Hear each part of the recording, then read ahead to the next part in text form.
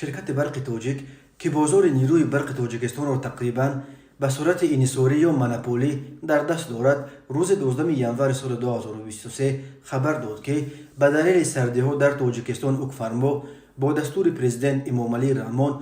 از 11 ینور در سراسر کشور محدودیت در تامین نیروی برق از بین برداشته شد. برق تاجیک وظیفه‌دار گردیده است که با استفاده از تمام ذخیره و امکانیت نیروی برق را در تمام قلمرو مملکت به محدودیت تامین نماید. برق تاجیک برداشت لیمیت را غمخواری حکومت نامیده از مشتریانش خواسته است که جواباً به این غمخوری‌های حکومت مملکت نیروی برق را صرفه‌کارانه و مقصدناک استفاده نمایند. محض استفاده صرفه‌کارانه نیروی برق از طرف هر یک مشتری امکان می‌دهد که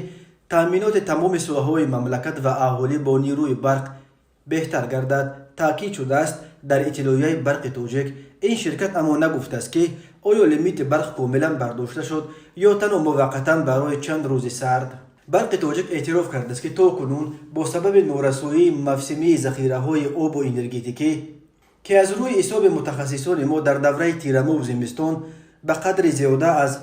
1 میلیارد کیلووات ساعت پیشگویی شده است، تامین برق در بعضی مناطق مملکت تنها شبانه از ساعت 22:00 تا 05:00 دقیقه محدود کرده میشد. این شرکت همزمان از آن اظهار تشویش کرده است که انتقال به محدودیت نیروی برق با نظر داشته افزایش طلبات در روزهای سرد از یک طرف باعث خراجات علاوه‌ای آبانبار نورک گشته، از طرف دیگر در حالت رعایت نگردیدن تدبیرهای صرفه‌جویی نیروی برق به سیرباری شبکه‌های برقی، ترانسفورماتورها